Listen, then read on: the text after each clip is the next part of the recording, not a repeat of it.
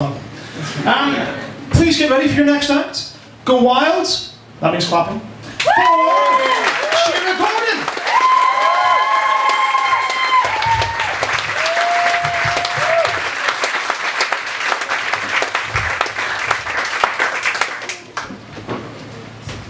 Hello, my name is Shira, and I am an entomologist, not etymologist, which is the study of words, as frankly, my vocabulary is shit.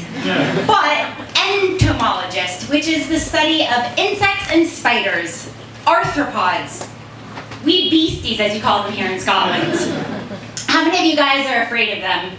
Raise your hands. Don't want to be the one that picks them up? Yeah. According to statistics, 50% of women and 10% of men show fear signs to spiders. But that's according to Wikipedia, and unlike our creationist that we just saw, I don't let my students cite Wikipedia. Raise your hands again if you're afraid or just don't want to be the one that deals with the bugs in the house. Right? It's going to be a tough set for the rest of you guys. I have never been afraid of these wee beasties. When I was young, my grandmother would try to get me to stomp on the ants as they walked past in their row. I wouldn't do that. Instead, I would squat down and look at them, but not like an adult would. I would full-on squat, fascinated by these creatures, watching them take their day's glory of food home with them, ready to have an easy one in, put all 6 feet up, maybe watch a bit of David Attenborough, or perhaps Inside Nature's Giants, because to these guys, they don't even know what they look like. They really are giants. My friends call me the bug lady.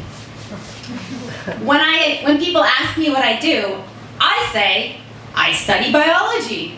When my friends are around, they say, she studies insects and spiders, which inevitably leads the person that I'm talking with saying, ooh, I have spiders in my house that you can study. Really? I don't want to go there. I do more than a 4-year-old who collects them and puts them in jars. I put them in really big jars. Specifically, I quantify the communication behaviors, stridulatory events, successful copulations using an ethogram during a 300-second trial. Basically, I spent my PhD watching spider porn. Hours and hours of VHS video. VHS, not well funded in animal behavior. Spider sex starts with the female as she leaves a perfume or a pheromone in her silk, which attracts the male to start courting her, where she becomes, in essence, like one of Patty McGuinness's Take Me Out women, where she can choose to jump on the love train or no likey, no lighty. She likes the male to serenade her with his vibrating bulbous palp. She wants to see his big, black, hairy leg waving in the air. And yes, scientifically proven, the larger, the better for the ladies. Once she sees this, she'll give her receptive display, which usually involves her coyly laying her front legs out, raising her abdomen in the air, ready for the male to mount her. To make sure, she sometimes gives a swivel. I guess it's one of the few times where you can say the third leg.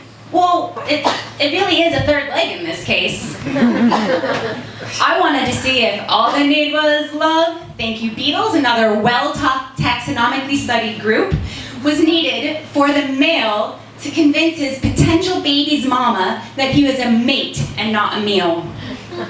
However, sometimes it did end with a bit of S&M because she chose to eat him. But can you really be too surprised by that? I mean, they do come with their own super strong silk to tie things up. Yeah, when people ask what I do, I say I study biology. If they ask more, I say I study insecteering. What people usually give me? Yes, how insects hear, not insecteering, which, if it was insecteering, I wouldn't be doing too badly. I would be having a badge for my undergrad studying butterflies, one for my master's parasitic wasps, one for spiders, and several during my postdoc. We've got locusts and lacewings, cicadas. basically, I'm ready to be a troop leader, in case anyone's offering. I'm finishing my postdoc here at Strathclyde, where I'm actually in an engineering department. And let me tell you, engineers are well funded. I get to use fancy tools like a laser vibrometer that measures actual movement of the eardrum on an insect. Took a bit of adjusting though. I had to convince the office why I needed to buy the more dear organic lettuce as opposed to regular lettuce, but when you're studying a locust and organic is not using pesticides, you get the point. So they finally accepted my receipts. When one of the workshop men found out what I studied during my PhD, he said to me, "You know, spiders hear through their legs." Impressed, I excitedly replied, "Yes."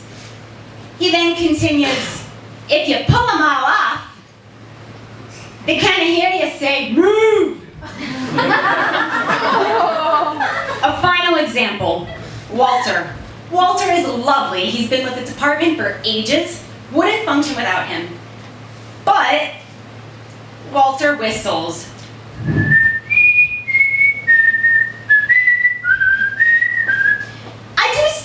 Trials. He's adding more sounds.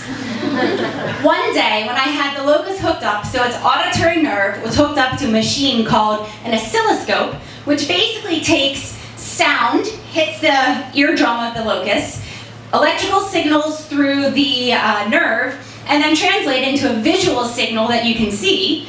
I call Walter over to show him how my insects hear and respond to sound. I show him how they hear clicking, how it hears a door slam, how it hears whistling. I think he finally got why I'm so anal and I want it quiet when I'm running my sound trials. Actually, it's great being a biologist studying neurophysiology of how insects hear. It's one of the few times where I'm not considered crazy for talking to my animals. I have to know that it's properly hooked up. Locust, can you hear me? Great, he's listening. Locust, I'm sorry for conducting open heart surgery. Because the hook is auditory nerve, I had to cut open the thorax to reach the ganglia. Locust, at least your life will lead to publications and a spot on BrightClub comedy. As an animal behaviorist, you come to grips with the fact that you are, well, odd. I spent my PhD watching spider porn. I will end with this, a piece of advice that I got from my PhD advisor. He was in Mexico doing field work, observing a group of spiders on a bush, talking into a handheld recorder, when the local authorities saw him, did not know what was going on, questioned him, and after a bit of harassment, he basically calmed them down with his piece of advice, and advice I take to heart. It's okay, officer. We're biologists. Thank you.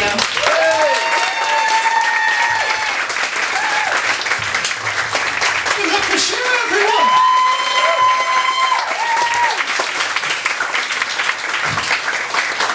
Now, most gigs can say that no animals were harmed in the making of this gig.